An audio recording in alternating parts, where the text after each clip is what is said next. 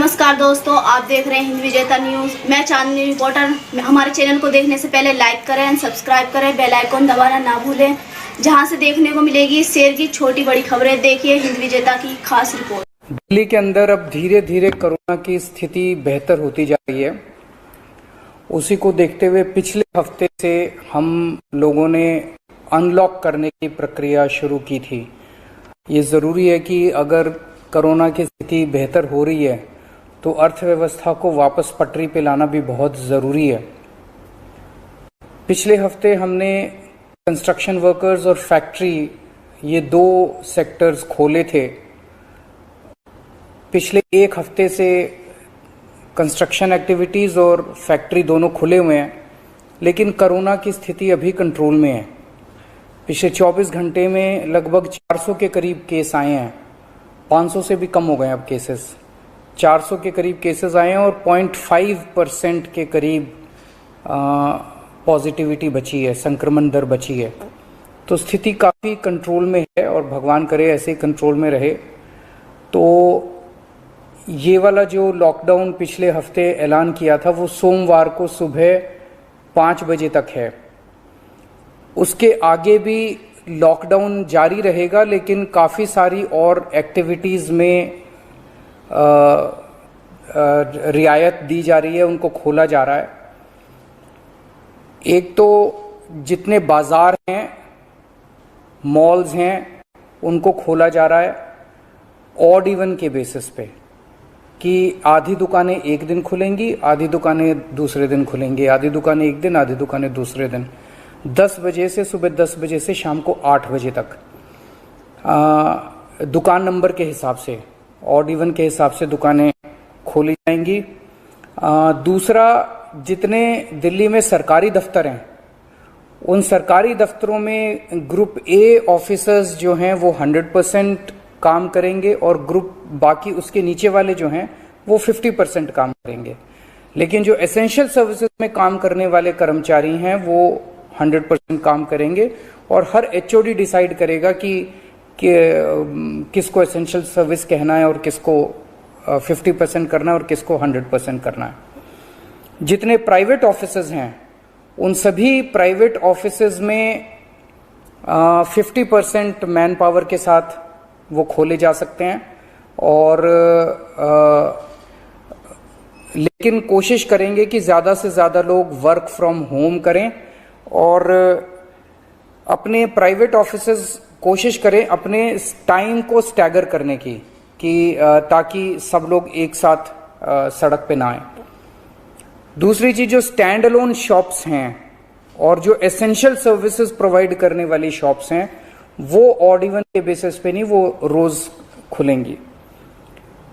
Delhi metro 50% capacity के ऊपर चालू की जा रही है और ई कॉमर्स के जरिए जो सामान बेचने की प्रक्रिया है वो चालू रहेगी।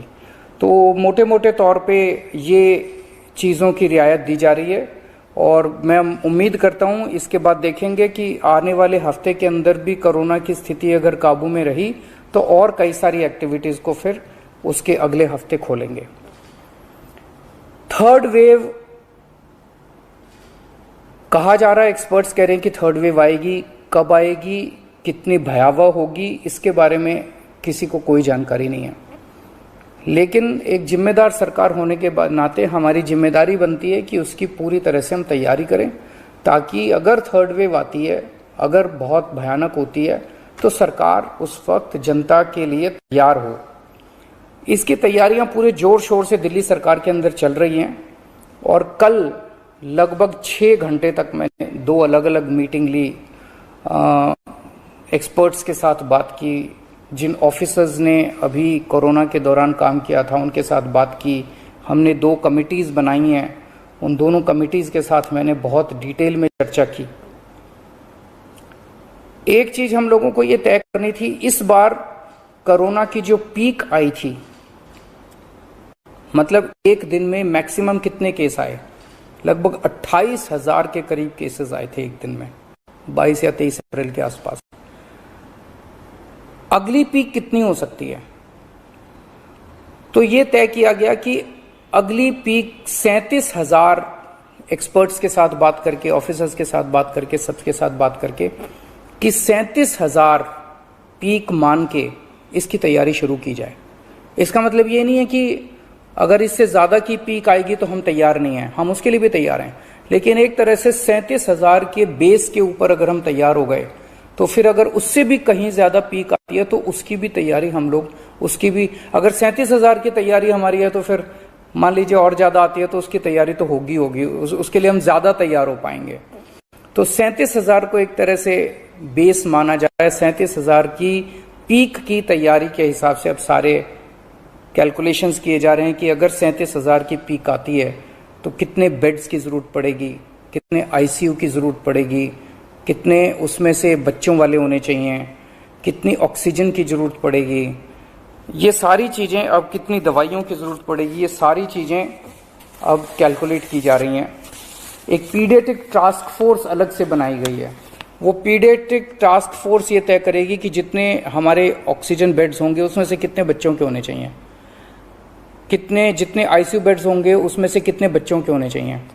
जो बच्चों के होंगे उसके लिए फिर अलग किस्म का सारा इक्विपमेंट होगा, उसका अलग किस्म के मास्क होंगे, अलग किस्म का ऑक्सीजन का मास्क होगा, उसकी सारी चीजें अलग होंगी।